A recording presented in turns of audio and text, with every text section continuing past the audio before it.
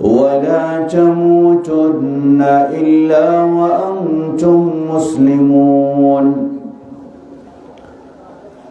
أما بعد فإن خير الحديث كتاب الله وخير الهدي هدي محمد صلى الله عليه وسلم وشر الأمور محدثاتها وكل محدثة بدعة وكل بدعة ضلالة وكل ضلالة في النار.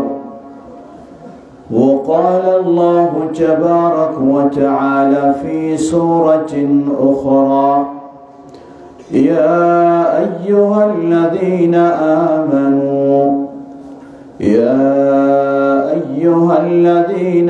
آمنوا أطيعوا الله وأطيعوا الرسول ولا تبطلوا أعمالكم.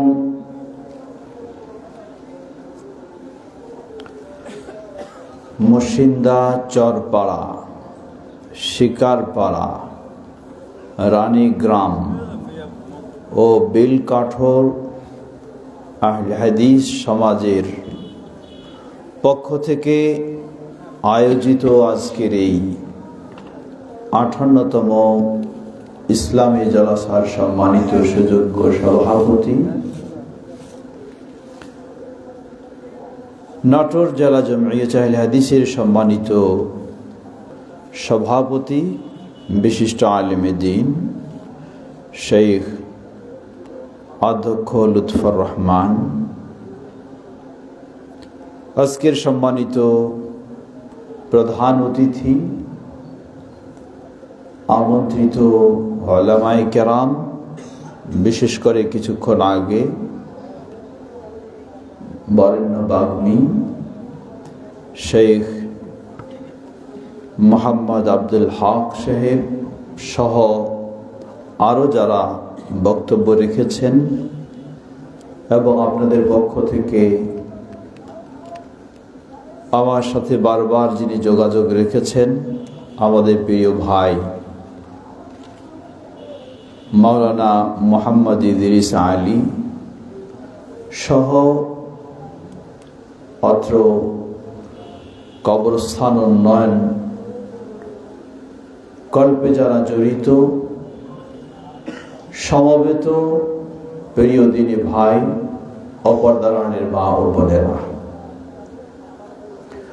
শুরুতে আবারও প্রশংসা জ্ঞাপন করছি সেই আল্লাহ সুবহানাহু ওয়া তাআলার, যার বিশেষ তৌফিকে আমরা কঠিন শীত থেকে কিছুটা হলেও আল্লাহ রাব্বুল আলামিন আমাদের প্রতি রহম করেছেন, সহজ করেছেন, সুন্দর পরিবেশ দিয়েছেন, এখানে উপস্থিত হওয়ার সুযোগ লাভ করেছি।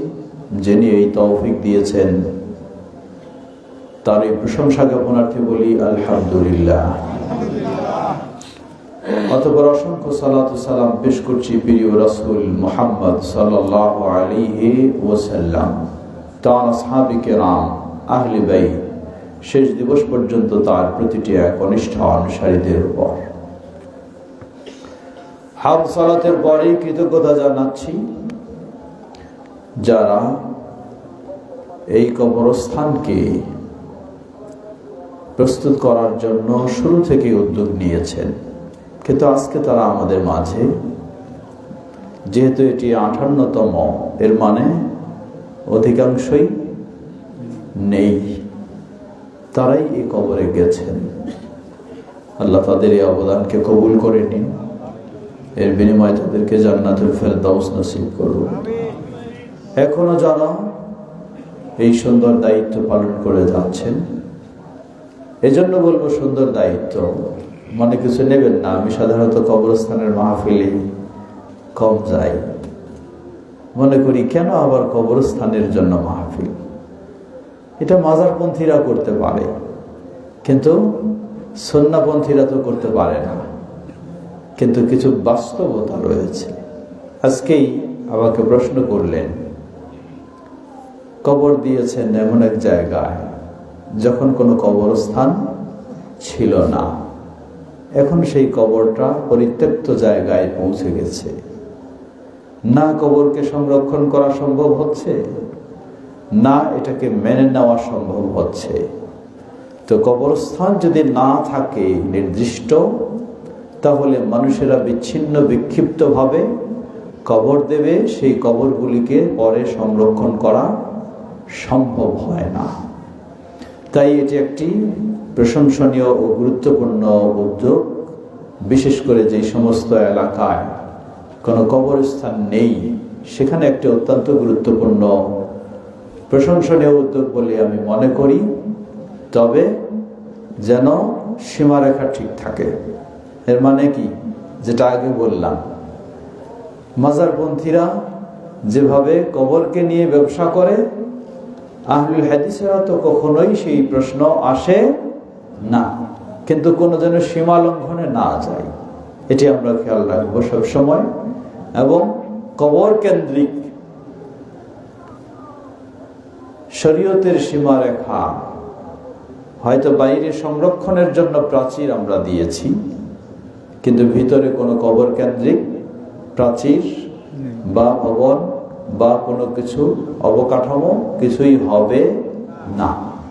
আহলুল হাদিসদের কবরস্থানে সেটি পাওয়া যায় না। আলহামদুলিল্লাহ, এটি হলো একটি বড় পার্থক্য। কিসের? আহলুল হাদিস এবং কি, বুঝেন না? আহলুল হাদিস এবং অন্যদের মাঝে এটি একটি বড় পার্থক্য। এরা আহলুল হাদিসেরা কোরআন সুন্নাহ অনুযায়ী কবরকে সংরক্ষণ করতে চায়।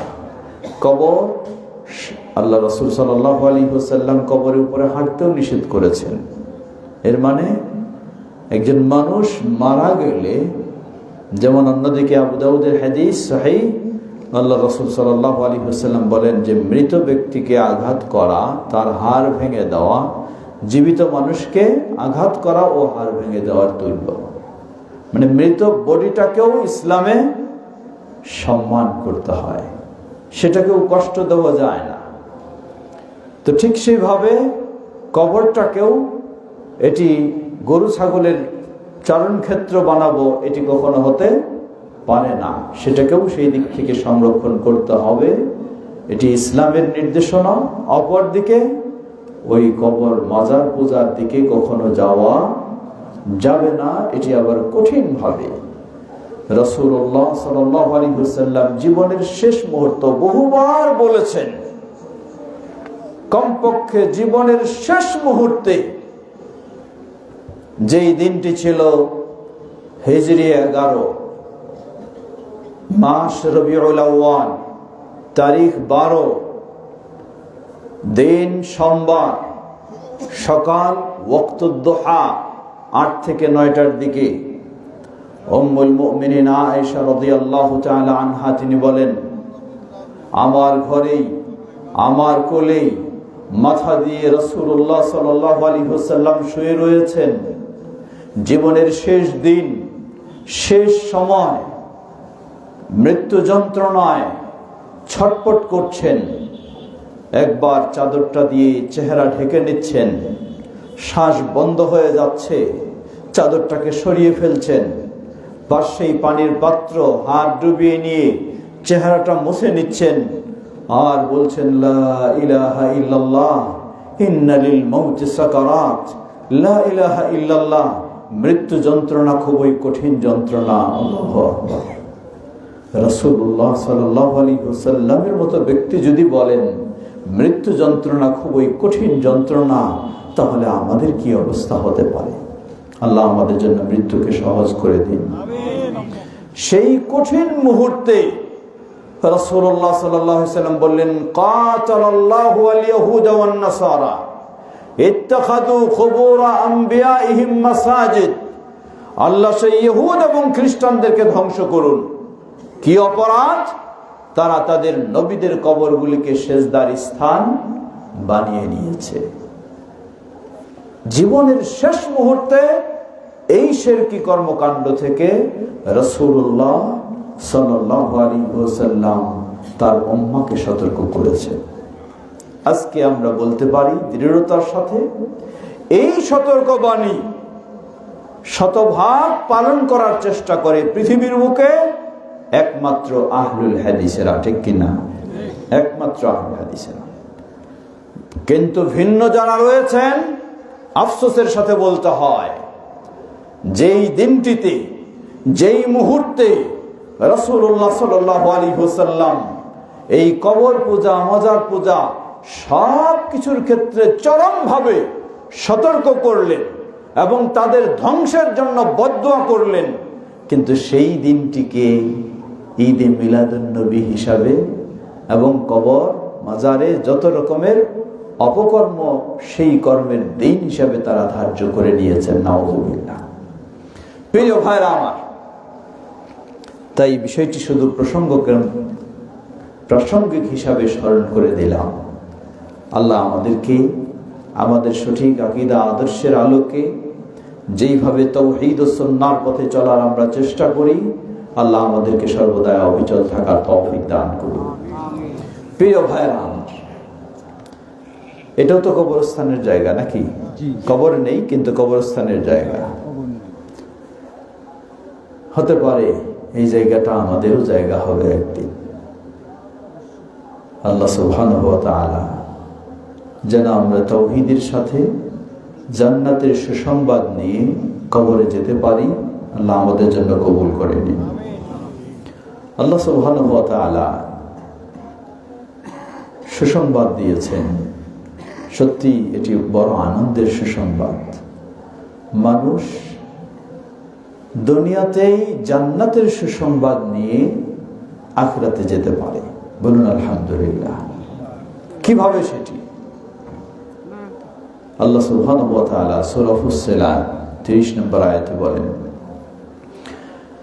ইন্নাল্লাযীনা ক্বালু রাব্বুনাল্লাহ সুম্মা ইসতাকামু تتنزل عليهم الملائكة ألا تخافوا ولا تحزنوا وأبشروا بالجنة التي كنتم توعدون।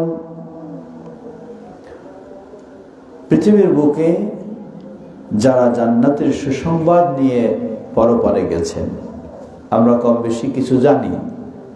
আশারা মুবাশশারা প্রসিদ্ধ কতজন?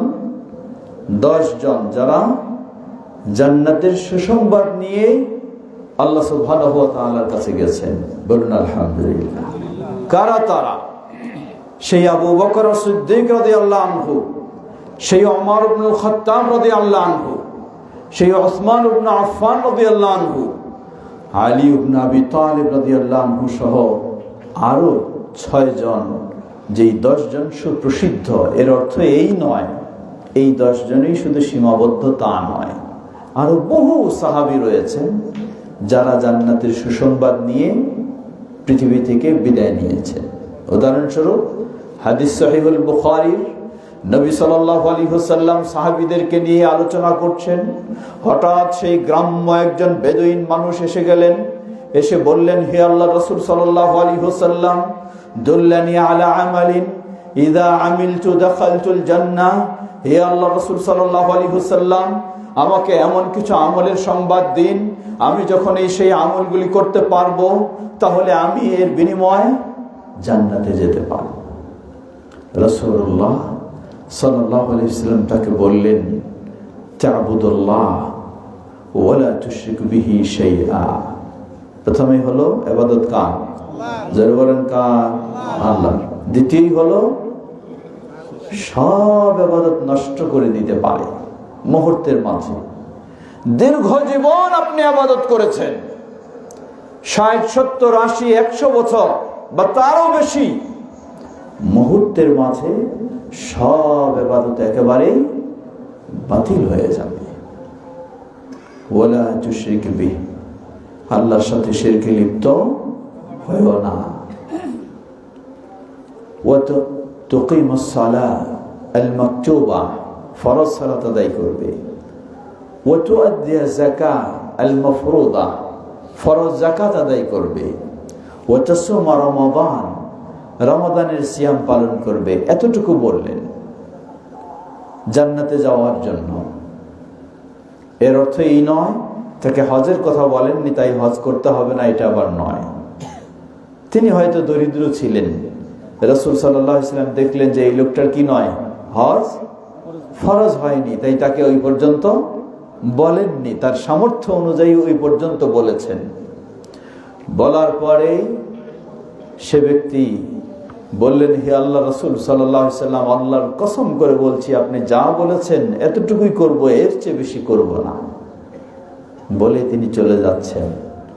আল্লাহ রাসূল সাল্লাল্লাহু আলাইহি ওয়াসাল্লাম সাহাবীদেরকে বললেন, জেনে রাখো যে ব্যক্তি আনন্দিত হতে চায় কোনো জান্নাতীকে দেখে সে যেন এই লোকটার দিকে তাকায়।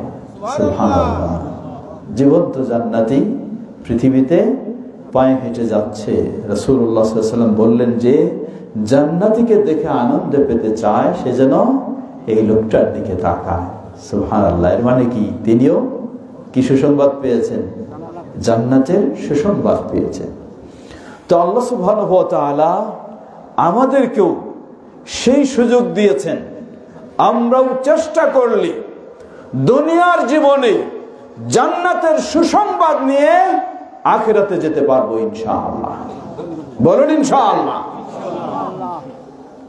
আল্লাহ বলছেন, ইন্নাল্লাযীনা ক্বালু রাব্বুনাল্লাহ সুম্মা ইসতাকামু, ইন্নাল্লাযীনা ক্বালু রাব্বুনাল্লাহ, যারা বলে আমাদের রবকে, আমাদের মালিককে, আমাদের খালেককে, আমাদের সব কিছুর একমাত্র নিয়ন্ত্রক কে? সব কিছুর মালিক হলেন একমাত্র আল্লাহ।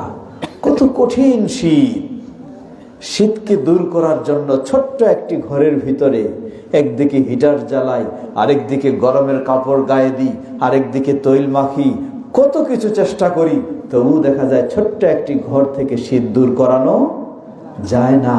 কিন্তু আল্লাহ সুবহানাহু ওয়া তাআলা যদি শুধু বলেন দূর হও, ছোট্ট ঘর নয়, গোটা দেশ নয়, গোটা পৃথিবীতে মুহূর্তের মাঝে শীত দূর হয়ে ভিন্ন আবহাওয়া চলে আসে। সুবহানাল্লাহ, এটাই হলো সবকিছুর মালিক একমাত্র আল্লাহ, যিনি সবকিছুর মালিক।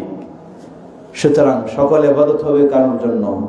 সেই আল্লাহর জন্য। আল্লাহ বলেন, قل إن صلاتي ونسكي ومحياي ومماتي لله رب العالمين لا شريك له وبذلك أمرت وأنا أول المسلمين।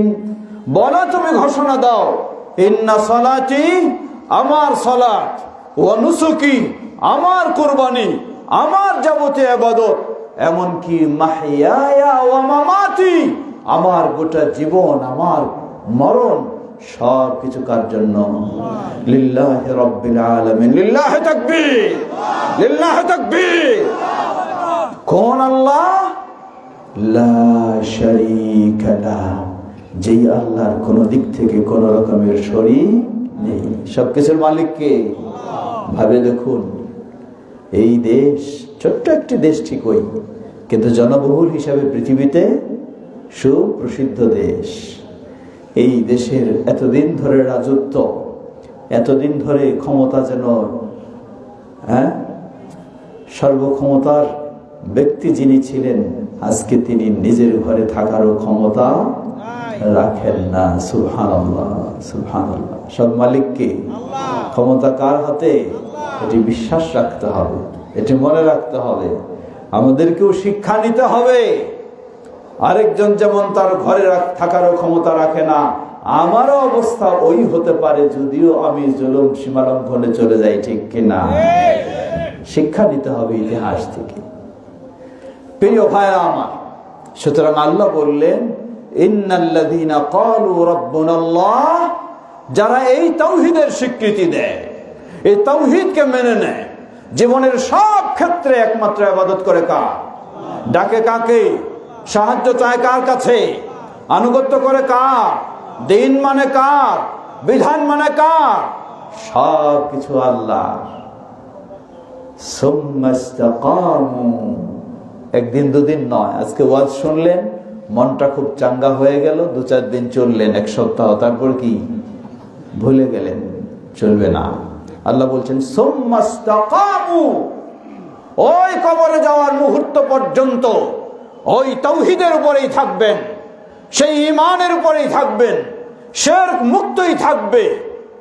তাতানাজ্জালু আলাইহিমুল মালায়েকা, এই মুহূর্তে যখন মুমূর্ষ অবস্থায় পৌঁছে যাবেন, তাতানাজ্জালু আলাইহিমুল মালায়েকা, ওই ব্যক্তিদের কাছে আল্লাহর বিশেষ ফেরেশতা এসে উপস্থিত হয়ে যাবে। বলুন সুবহানাল্লাহ। ফেরেশতারা এসে বলবেন, আল্লাহ তাখাফু, জেনে রাখো গোটা জীবন তাওহীদের উপরে ছিলে, গোটা জীবন শিরক মুক্ত ছিলে। আল্লাহ তাখাফু, তোমাদের কোনো ভয়ের কারণ নেই। ওয়ালা তাহজানু, তোমাদের কোনো দুশ্চিন্তার কারণ নেই। ওয়া আবশিরু বিল জান্নাতিল্লাতী কুনতুম তুআদুন, তোমাদেরকে যেই জান্নাতের সুসংবাদ দেওয়া হয়েছে, নিশ্চিত হয়ে গেছে তোমাদের জন্য সেই জান্নাত। মৃত্যুর পরেই তোমরা সেই জান্নাতের অধিকারী হয়ে যাবে। সুবহানাল্লাহ, আল্লাহু আকবার, আল্লাহু আকবার, নারায়ে তাকবীর। প্রিয় ভাইরা, প্রিয় ভাইরা আমার, সুতরাং মনে রাখবেন, ওই শুধু প্রসিদ্ধ 10 জন সাহাবী জান্নাতের সুসংবাদ নিয়ে বিদায় নিয়েছে এমনটি নয়। আল্লাহ সুবহানাহু ওয়া তাআলা কিয়ামত পর্যন্ত সুযোগ দিয়েছেন, যারা তাদের গোটা জীবনটা, শর্ত হলো প্রথম তাওহীদের উপরে থাকতে হবে, দ্বিতীয় কোন শিরকে লিপ্ত হবে না, শিরক মুক্ত থাকবে। এই ব্যক্তিদের পক্ষে সম্ভব দুনিয়ার জীবনে ফেরেশতাদের মাধ্যমে তারা জান্নাতের সুসংবাদ নিয়ে বিদায় নেবে। সুবহানাল্লাহ। আল্লাহ আমাদের জন্য কবুল করে নিন। আল্লাহ আমাদেরকে সেভাবে চলার তৌফিক দান করুন। প্রিয় ভাইরা আমার, এই জন্যই মনে রাখবেন, আহলুল হাদিসেরা সব সময় গুরুত্ব দিয়ে থাকে তাওহীদের। আহলুল হাদিসেরা সব সময় সতর্ক করে থাকে শিরক থেকে। হতে পারেন আপনি ইসলামী রাষ্ট্রের অধিকারী, বানিয়ে ফেলতে পারেন ইসলামী রাষ্ট্র, কিন্তু যদি আপনি শিরক থেকে মুক্ত না হতে পারেন, কোন এই ইসলামী রাষ্ট্রের আল্লাহর কাছে কোনো মূল্য নেই, কোনো মূল্য নেই। এর অর্থ এই নয় তাহলে কি ইসলামী রাষ্ট্রের প্রয়োজন নেই? অবশ্যই প্রয়োজন রয়েছে, কিন্তু মনে রাখবেন, গজামিল দিয়ে কোনো ইসলামী রাষ্ট্রের প্রয়োজন নেই। পৃথিবীর বুকে এমনও ইসলামী রাষ্ট্র রয়েছে, শুনতে অবাক লাগে, যে ইসলামী রাষ্ট্রে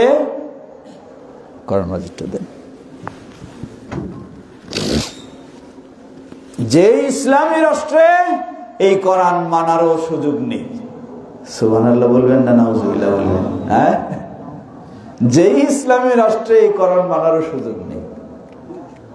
রাষ্ট্রীয়ভাবে তাদের আকীদাই হলো, বিশ্বাসই হলো, এই কোরআন এখনো অসম্পূর্ণ, পরিপূর্ণ হয় নাই।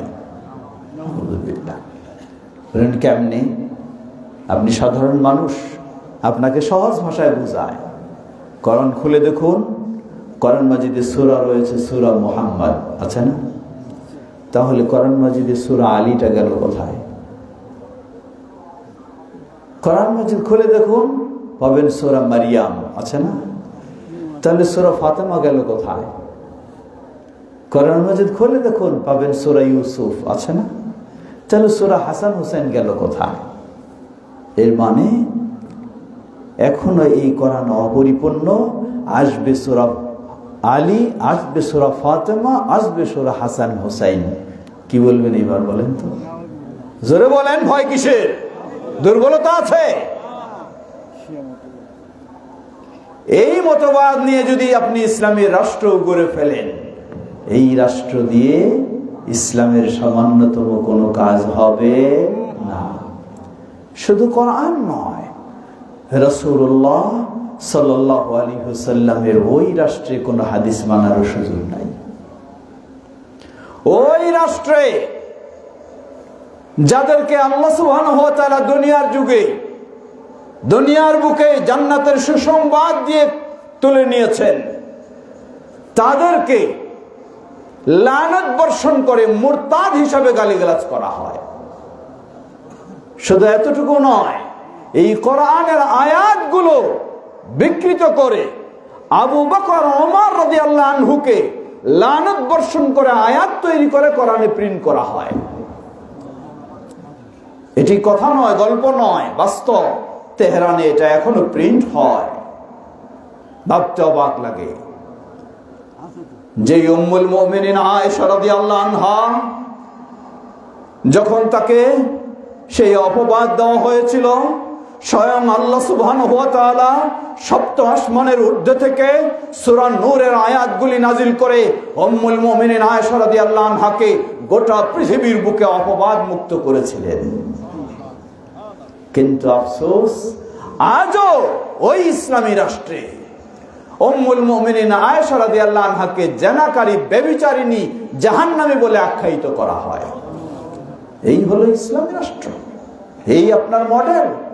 যদি আপনি এই মডেল নিয়ে অগ্রসর হতে চান, জেনে রাখেন গোটা বিশ্বও যদি আপনি ইসলামী রাষ্ট্র করে ফেলেন, তবু ইসলাম বলতে কিছুই হবে না।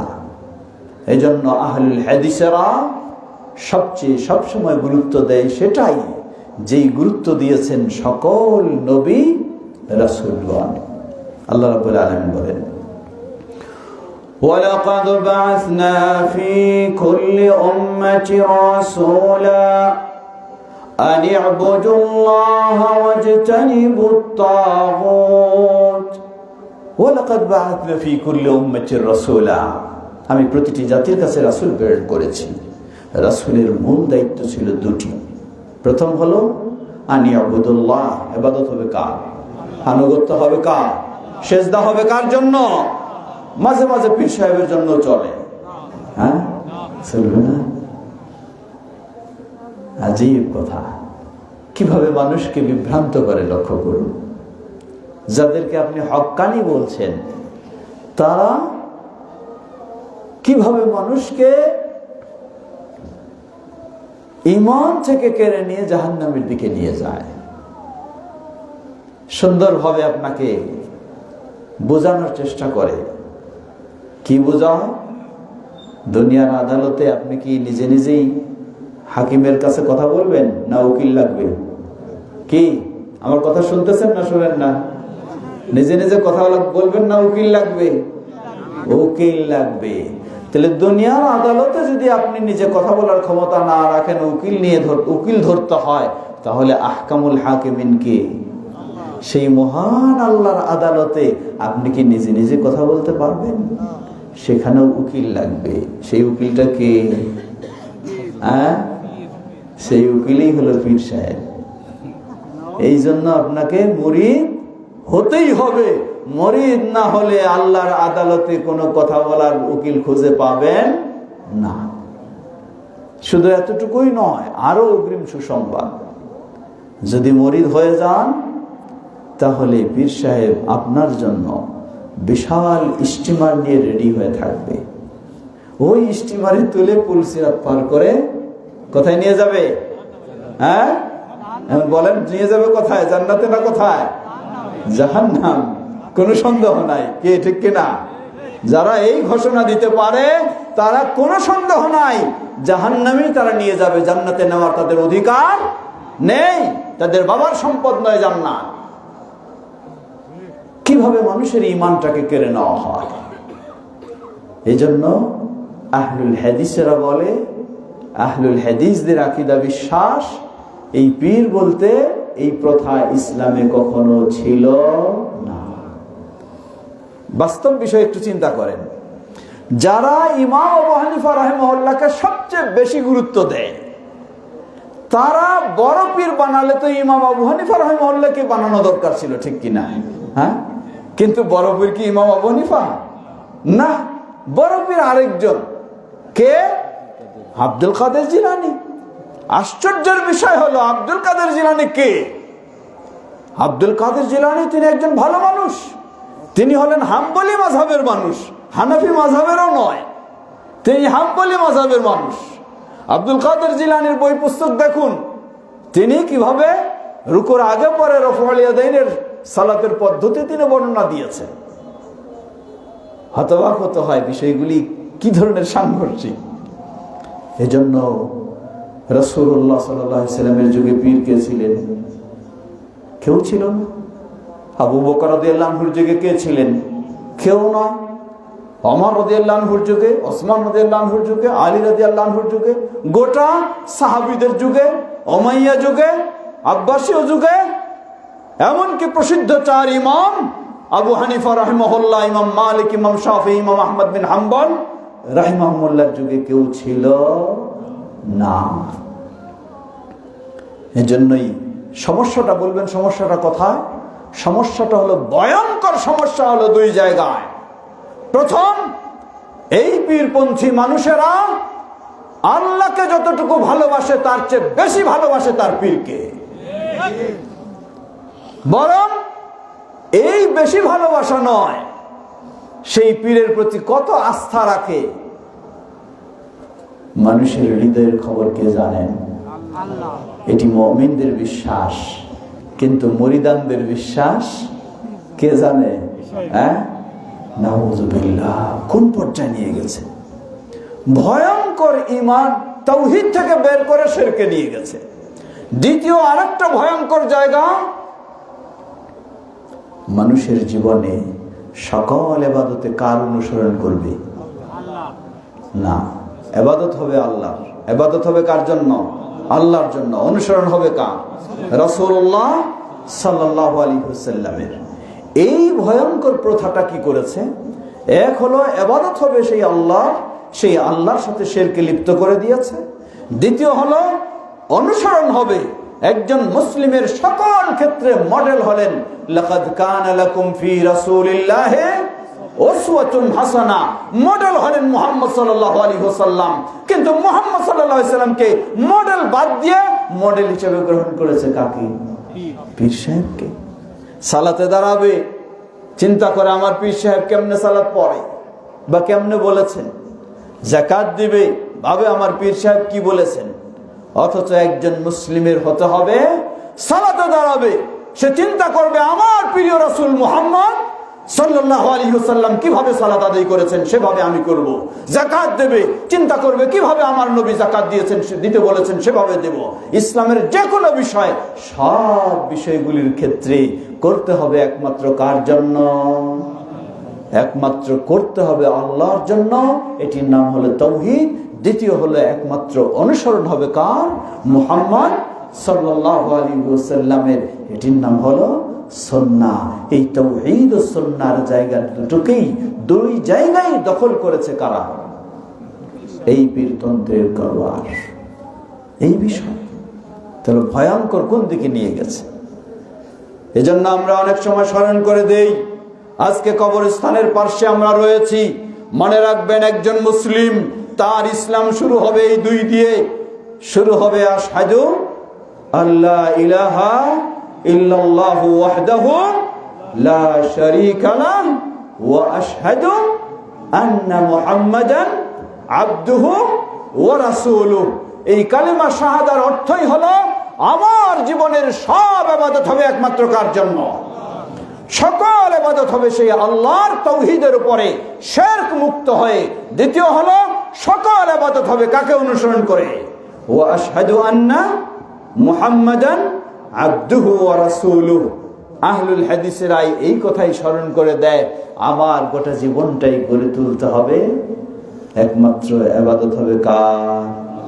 দ্বিতীয় হলো অনুসরণ হবে কার? রাসূলুল্লাহ সাল্লাল্লাহু আলাইহি ওয়াসাল্লামের। জীবনটাও শুরু হবে এই, শেষ হবে এই কবরে গিয়ে যখন রাখা হবে, বলা হবে বিসমিল্লাহি ওয়া আলা মিল্লাতি ইমাম আবু হানিফা। না, হ্যাঁ বলেন না এটা? কি বলেন? তাহলে বিসমিল্লাহি ওয়া আলা মিল্লাতি নকশবন্দি, হ্যাঁ, ওয়া আলা মিল্লাতি মুজাদ্দিদি, নাকি? লা হাওলা ওয়ালা কুওয়াতা ইল্লা বিল্লাহ। শুরু যেমন হয়েছে আল্লাহর সাক্ষ্য দিয়ে, রাসূলের সাক্ষ্য দিয়ে, আবার আপনার গোটা জীবনটা অতিবাহিত হয়ে ওই কবরে রাখা হবে, বলা হবে বিসমিল্লাহি ওয়া আলা মিল্লাতি রাসূলিল্লাহ। সুবহানাল্লাহ, লিল্লাহি তাকবীর, লিল্লাহি তাকবীর। সুতরাং মনে রাখতে হবে আপনাকে, আপনার ঈমান শুরু হয়েছে ওই দুই দিয়ে, আবার জীবনটা শেষ হয়ে রাখা হবে আপনাকে ওই দুইজনের বিষয়ে। এক হলো আল্লাহর নামে, দ্বিতীয় হলো আলা মিল্লাতে রাসূলুল্লাহ, রাসূলুল্লাহ সাল্লাল্লাহু আলাইহি ওয়াসাল্লামের মিল্লা অনুযায়ী, সুন্নাহ অনুযায়ী, নিয়ম অনুযায়ী, দ্বীন অনুযায়ী, বিধান অনুযায়ী যখন এটাই হবে, তাহলে মাঝে আপনি অন্যদিকে কেন দৌড়াবেন? ঠিক কিনা? হ্যাঁ, মাঝে অন্যদিকে দৌড়ানোর সুযোগ আছে? নাই। আহলুল হাদিসদের কথা হলো এটাই, আহলুল হাদিসদের আহ্বান হলো এটাই, আহলুল হাদিসদের দাওয়াত হলো এটাই যে আমরা যেন সেভাবেই আমাদের গোটা জীবনটাকে একমাত্র আল্লাহ সুবহানাহু ওয়া তাআলার জন্য এবং আমাদের প্রিয় রাসূল মুহাম্মদ সাল্লাল্লাহু আলাইহি ওয়াসাল্লামের জন্য, তার অনুসরণে আমাদের জীবনটাকে অতিবাহিত করতে পারি। আল্লাহ আমাদের তৌফিক দান করুন। ছোট্ট একটি আয়াত পেশ করেছিলাম, সেটি দিয়েই শেষ করব। সূরা মুহাম্মদ, আল্লাহ সুবহানাহু ওয়া তাআলা 33 নম্বর আয়াতে বলেন,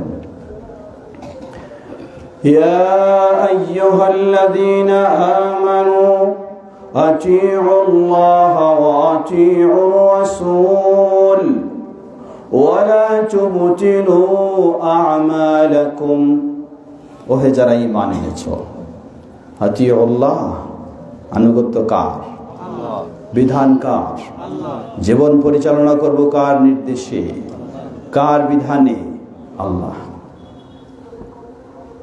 ওয়া আতিউর রাসূল, ইসলামের সব কাজে অনুসরণ করব কার? রাসূলের। দুটো খেয়াল রাখবেন, যদি এই দুটো আমি হারিয়ে ফেলি, আল্লাহ বলছেন ওয়ালা তুবতিলু আমালাকুম, তোমরা তোমাদের আমলগুলিকে বাতিল করে দিও না। আমাদের আমলগুলিকে তাহলে এখন বুঝেন, আমাদের আমলগুলিকে কি আল্লাহ বাতিল করে দেন না আমরা নিজেরাই বাতিল করি? খেয়াল করবেন ভালো করে। আল্লাহ বললেন ওয়ালা তুবতিলু আমালাকুম, তোমরা তোমাদের আমলগুলিকে বাতিল করো না। আমাদের আমলকে আল্লাহ বাতিল করেন না, বাতিল আগে আমরা করি, আল্লাহ সুবহানাহু ওয়া তাআলা সেগুলিকে বাতিল হিসাবে গণ্য করেন। আগে আমরাই বাতিল করি। কিভাবে বাতিল? মানুষের জীবনের সকল ইবাদতে যদি তাওহীদ না থাকে, শিরক এসে যায়, তাহলে সব কি বাতিল, সব বাতিল, নিজেরাই বাতিল করি। এজন্য আল্লাহ সুবহানাহু ওয়া তাআলা কি বলেন হাদিসে কুদসি সহিহ মুসলিম, মান আমিলা আমালা আশরাকা ফীহি মাই গায়রি তারাকতুহু ওয়া শিরকা, যে ব্যক্তি এমন কোন আমল করবে, সেই আমলে আমার সাথে অন্য কাউকে শরীক করবে, তারাকতুহু ওয়া শিরকা, আমি তাকে এবং তার শিরকপূর্ণ কর্মকে প্রত্যাখ্যান করি। আল্লাহ কখনো গ্রহণ করেন না। শুধু গ্রহণ করেন না নয়, বাতিল হয়ে যায়। আল্লাহ সুবহানাহু ওয়া তাআলা এই নির্দেশ পৃথিবীর সকল নবী রাসূলকে, এমনকি সর্বশেষ নবী মুহাম্মদ সাল্লাল্লাহু আলাইহি ওয়াসাল্লামকে একইভাবে সতর্ক করেছেন। সূরা জুমার 65 নম্বর আয়াত, আল্লাহ বলেন وَلَقَدْ أُوحِيَ إِلَيْكَ وَإِلَى الَّذِينَ مِنْ قَبْلِكَ لَئِنْ أَشْرَكْتَ لَيَحْبَطَنَّ عَمَلُكَ وَلَتَكُونَنَّ مِنَ الْخَاسِرِينَ। আল্লাহ বলছেন ওয়ালাকাদ উহিয়া ইলাইক, হে নবী, তোমার কাছে ওহী করা হয়েছে, এবং তোমার পূর্বে যারা নবী রাসূল ছিলেন সবার কাছে ওহী করা হয়েছে। কি ওহী? লাইন আশরাকতা, যদি তুমি শিরকে লিপ্ত হও, লা ইয়াহবাতান্না আমালুক, তোমার সব আমলগুলো বরবাদ হয়ে যাবে। ওয়ালা তাকুনান্না মিনাল খাসিরিন, অবশ্যই ক্ষতিগ্রস্তদের অন্তর্ভুক্ত হবে। আজকে বর্তমান নির্যাতিত, মজলুম, নিষ্পেষিত মুসলিম বিশ্ব, বহু কারণ রয়েছে, তার মাঝে একটি বড় কারণ হলো আজকে আমরা ইবাদতের নাম দিয়ে শিরকে লিপ্ত হই। লক্ষ্য করুন, একজন মানুষ যখন মাজারে গিয়ে সেজদা দেয়, সে কোন চিন্তা নিয়ে যায়? একজন মানুষ যখন কবরে গিয়ে গড়াগড়ি করে, কান্নাকাটি করে ওই মৃত ব্যক্তিটার কাছে, সে কোন চিন্তা নিয়ে যায়? সে কি এটি মনে করে যে আমি এখানে এসেছি আমার ইমানটাকে হারিয়ে ফেলছি? কোশ্চিন কালেও সে এটা মনে করে না। সে ওই মনে করে যায় যে আমার কথা আল্লাহ হয়তো মসজিদে গিয়ে ডাকলে কাঁদলে আমার কথা আল্লাহ শুনবে না, এই কবরে এসে আমি কাঁদলে আল্লাহ আমাকে শুনবে, আমার কথাটা আল্লাহ এই বুজুর্গ আল্লাহর কাছে পৌঁছায় দেবে। অথচ বিষয়টা কি দাঁড়িয়ে যায়?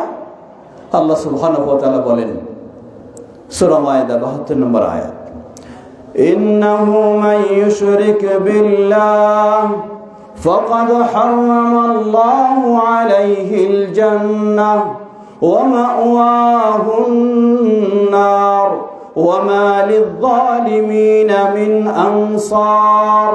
ইন্নাহু মান ইউশরিক বিল্লাহ, যে আল্লাহর সাথে শিরকে লিপ্ত হয়, যে ব্যক্তিটা আল্লাহকে সিজদা বাদ দিয়ে কবরে গিয়ে সিজদা দিয়েছে, শিরকে লিপ্ত হয়েছে না হয় নাই? আল্লাহ বলছেন ফাকাদ হারামাল্লাহু আলাইহিল জান্নাহ, যেই জান্নাতের চিন্তায় আপনি এত কিছু করলেন আল্লাহ সেই জান্নাতকে হারাম করে দেন। ওয়া মাওয়াহুন নার, অপরিহার্য করে দেন জাহান্নাম। ওয়া মা লিয-যালিমিনা মিন আনসার, আর এই জালেম মুশরিকদের জন্য দুনিয়া ও আখিরাতে আল্লাহর পক্ষ থেকে কোনো সাহায্য সহযোগিতা হতে পারে না। প্রিয় ভাইরা, সুতরাং জীবনের সবসময় মনে রাখতে হবে ইবাদত হবে একমাত্র আল্লাহ। সকল প্রকার শিরক থেকে আমাকে মুক্ত হতে হবে, সকল প্রকার শিরক থেকে।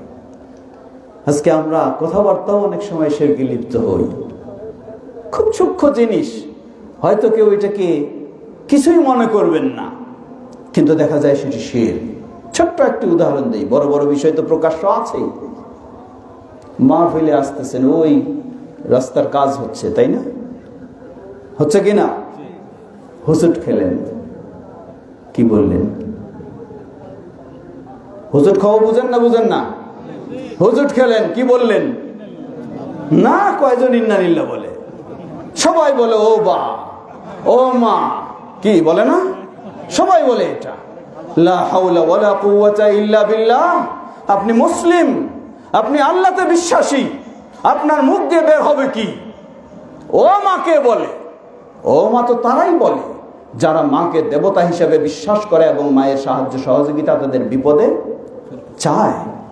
দেবী মা কাদের দেবতা? আপনি কিভাবে ডাকতে পারেন? বাবাকে কেন ডাকবেন আপনি এখানে? আল্লাহ আপনাকে কি বলেছেন? আল্লাহ কি বলেন?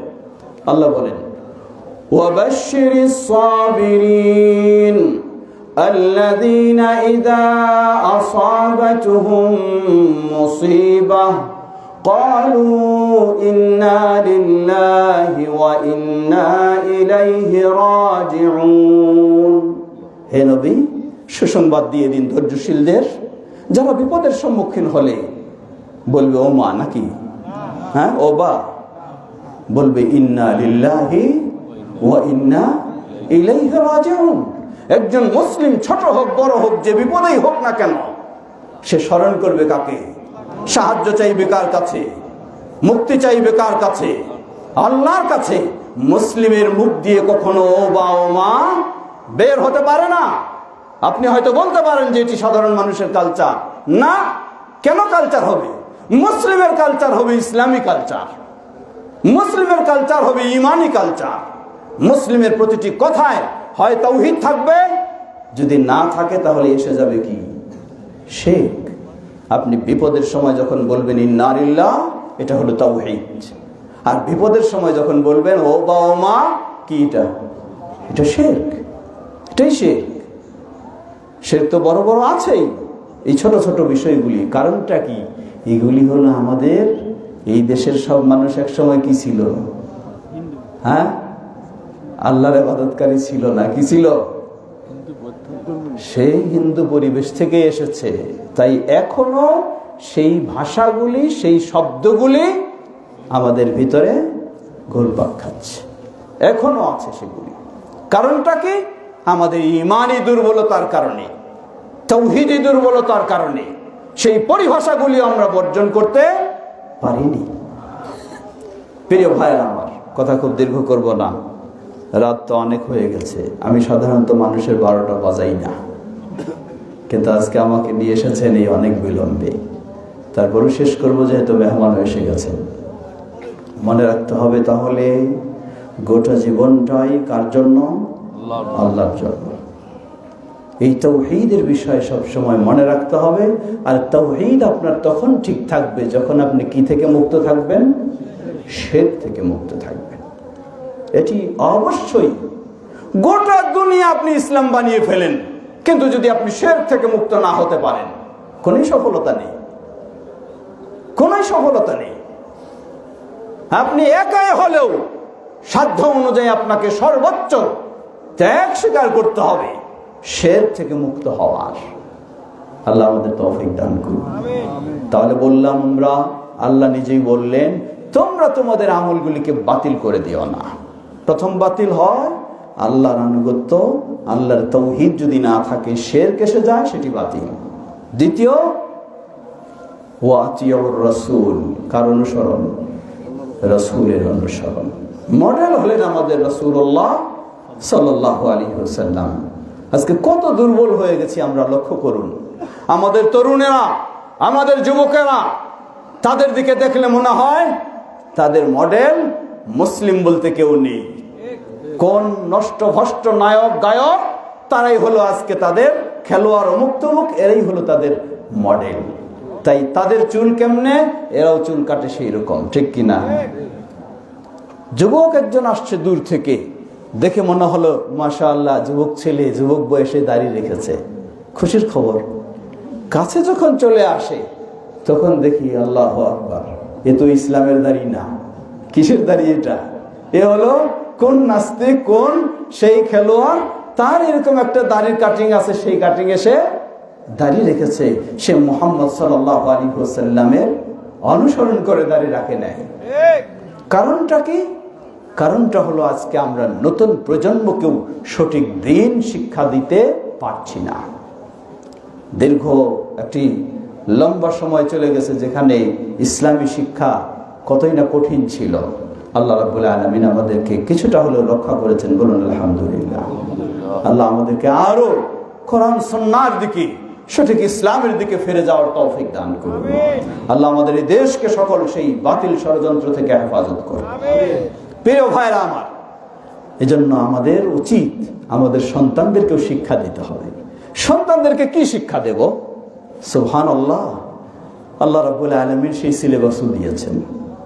সিলেবাস খালি খুঁজি আজকে, আমার ছেলেকে কেমনে খুব বড় শিক্ষিত করব, বড় মানুষ করব। আপনি কিভাবে বড় মানুষ করবেন, কিভাবে বড় শিক্ষিত করবেন, কিভাবে আদর্শ সন্তান করবেন, সব শিক্ষা কারিকুলাম দিয়েছেন কে? আল্লাহ সুবহানাহু ওয়া তাআলা দিয়েছেন। আল্লাহ রাব্বুল আলামিন এজন্য স্মরণ করে দিই, প্রতিটি বাবা মাকেও স্মরণ করে দিচ্ছি, 2026 সাল শিক্ষাবর্ষ নতুন শুরু হলো। খেয়াল রাখবেন নিজের সন্তানের ক্ষেত্রেও আল্লাহ একটি সুন্দর সিলেবাস দিয়েছেন। সূরা লুকমান, কোন সূরা? লুকমান। কমপক্ষে 13 থেকে 19 পর্যন্ত এই আয়াতগুলির অনুবাদ পড়বেন, পরে বাবা মা হিসাবে সন্তানকে সেভাবে গড়ে তোলার চেষ্টা করবেন। আল্লাহ বলছেন, وَإِذْ قَالَ لُقْمَانُ لِابْنِهِ وَهُوَ يَعِظُهُ يَا بُنَيَّ لَا تُشْرِكْ بِاللَّهِ إِنَّ الشِّرْكَ لَظُلْمٌ عَظِيمٌ। স্মরণ করুন সেই সময়ের কথা। লুকমান যখন তার প্রিয় বৎস, কলিজার টুকরা সন্তানকে উপদেশ দিতে গিয়ে বললেন, হে প্রিয় বৎস, লা তুশরিক বিল্লাহ, তুমি আল্লাহর সাথে কাউকে শরীক করো না, কারণ ইন্নাশ শিরকা লাযুলমুন আযীম, পৃথিবীর বুকে মহা অন্যায় অবিচার নাম কি? মহা জুলম নাম কি? শিরক। মনে রাখবেন, আপনার সন্তান যখন এই মহা অন্যায় করতে পারবে, তখন সে বাবা মার সাথেও অবিচার করতে পারবে, জনগণের সাথেও অবিচার করতে পারবে। কারণ সে কার সাথে অবিচার করেছে? আল্লাহর সাথে। আর যখন আল্লাহর সাথে এই অবিচার থেকে মুক্ত হবে, তাহলে সে সবারই সাথে ভালো আচরণ করবে বলে আশা করা যায়। সেই শিক্ষা দিতে হবে আমাদের সন্তানদেরকে।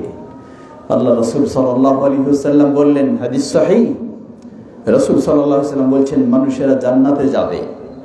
উদাহরণস্বরূপ জান্নাতে, সেকেন্ড ক্লাস জান্নাতে আছি, হঠাৎ দেখবেন যে সেকেন্ড ক্লাস জান্নাত থেকে ফার্স্ট ক্লাস জান্নাতে চলে গেছেন।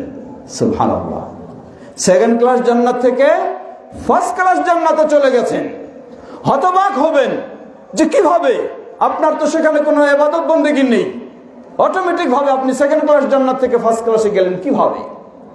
প্রশ্ন করবেন আল্লাহকে, ও আন্না লিহাদিহি, হে আল্লাহ আমি কিভাবে এই মর্যাদা লাভ করলাম?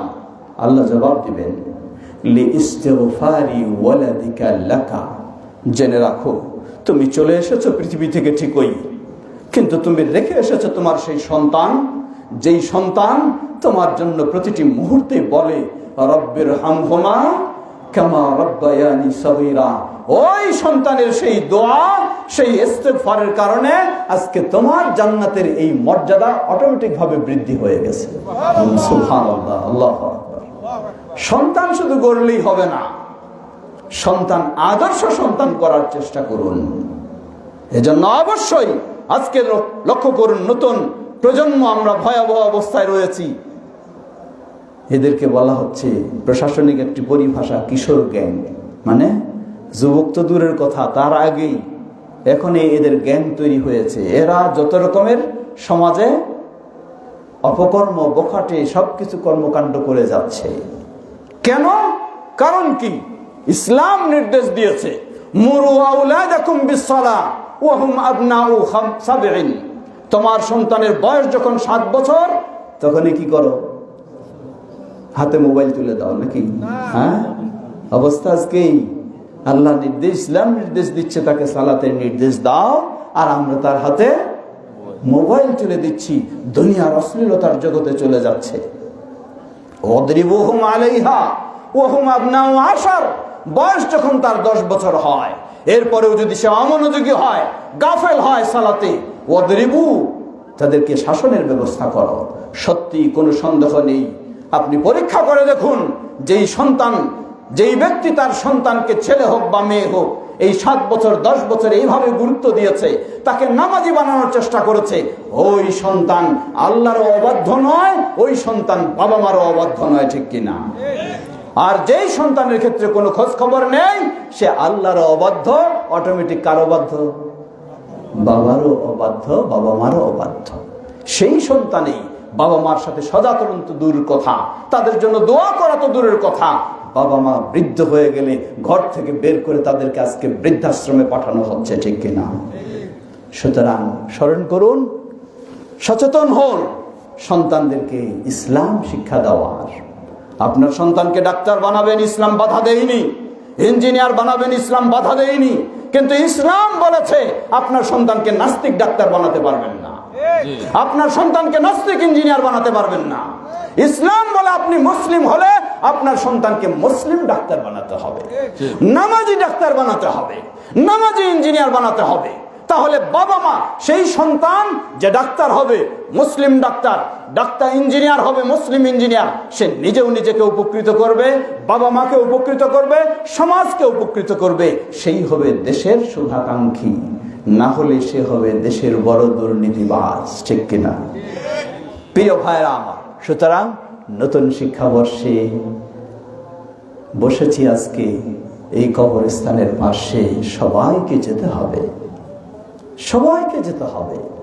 রাজা বাদশাহ যেই হোক না কেন, কত সে ক্ষমতাশীল হোক না কেন, তাকেও যেতে হবে। কোনো বিকল্প পথ নেই, ইচ্ছা আর অনিচ্ছা কোনো সুযোগ নেই, বাধ্য যেতেই যেহেতু হবে। যাব ভালোভাবে ইনশাআল্লাহ। কি যাব না ইনশাআল্লাহ? ভালোভাবে নিজেরা যাব, নিজেদের সন্তানদেরকেও সেভাবে গড়ে তোলার চেষ্টা করব ইনশাআল্লাহ।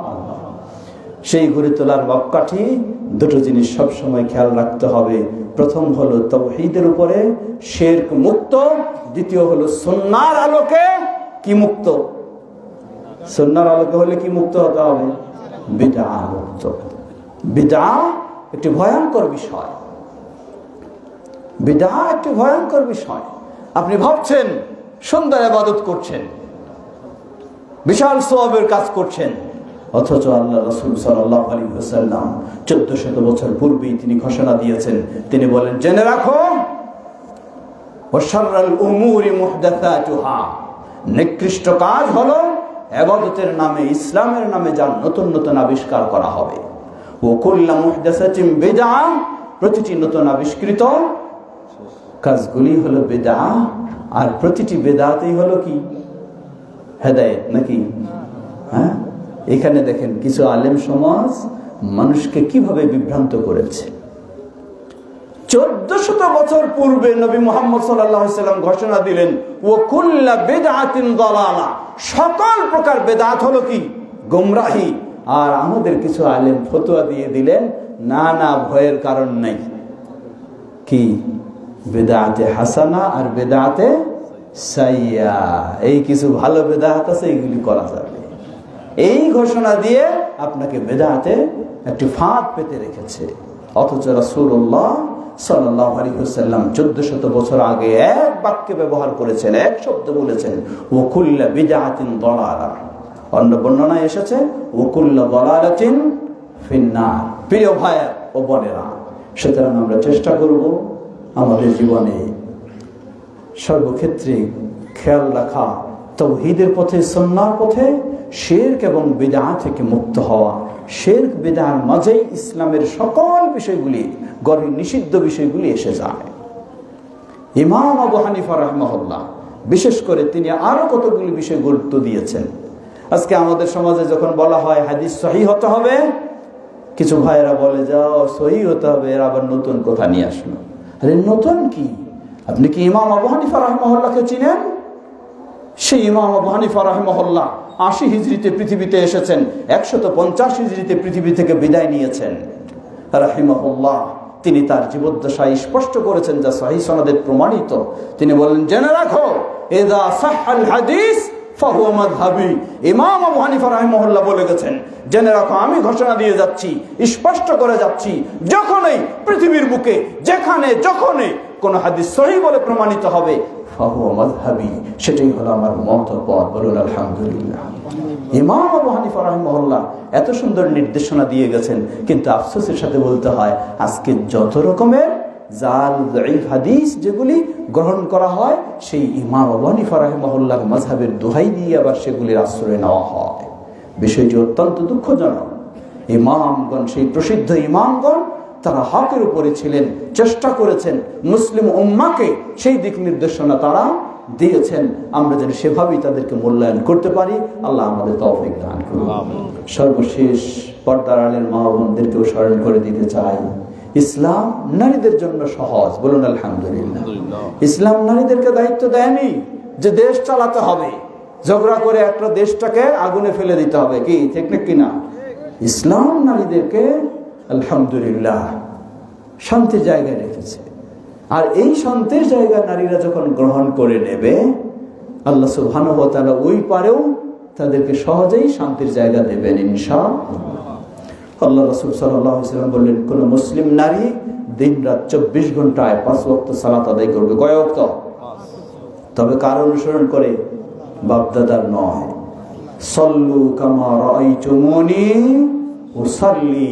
প্রিয় নবী মুহাম্মদ সাল্লাল্লাহু আলাইহি ওয়াসাল্লামের অনুসরণ করে কোন মুসলিম নারী যদি 5 ওয়াক্ত সালাত আদায় করে, ও সামাত শাহরাহা, রমাদানের সিয়াম পালন করে, ওয়া হাফিজাত ফারজাহা, এবং সে শরীয়তের বিধান অনুযায়ী হেজাব মেনে চলে, সতীত্ব সংরক্ষণ করে, পর্দার সাথে চলে, ওয়া আতাআত বা'লাহা, স্বামীর সাথে ভালো আচরণ করে, কিলা লাহা দুখুলিল জান্নাতি বিআইয়ি বাবিন শি'তি।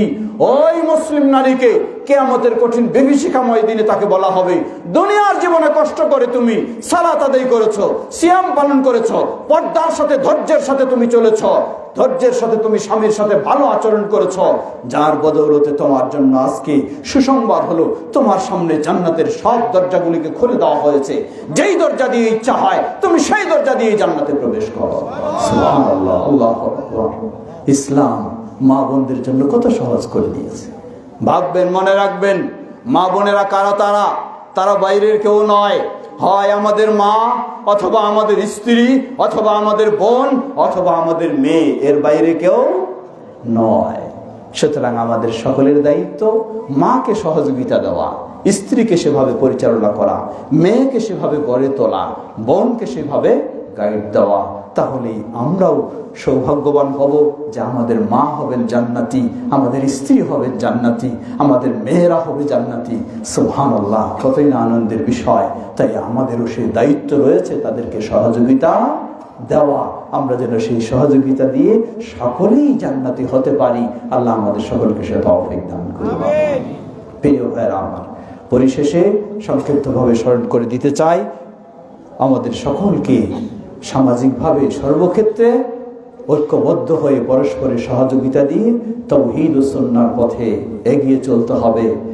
শিরক ও বিদআহ এবং ইসলাম গর্হিত সকল কর্মকাণ্ড থেকে মুক্ত আমাদেরকে থাকতে হবে। আমাদের পরিবার পরিজন ও পরিচিত সকলকে রাখার চেষ্টা করতে হবে। আমরা যেন সবাই সেভাবে নিজেদের জীবনকে গড়ে তুলতে পারি। আল্লাহ আমাদের সকলকে সে তৌফিক দান করুন। আমরা যেন খাঁটি মুসলিম হিসাবে কবরে যেতে পারি। আল্লাহ আমাদের জন্য সেটি সহজ করে দিন। কথা আর দীর্ঘ না করে, মেহমান রয়েছেন, আপনারা সকলে বসবেন, হয়তো উনি কিছু কথা বলবেন।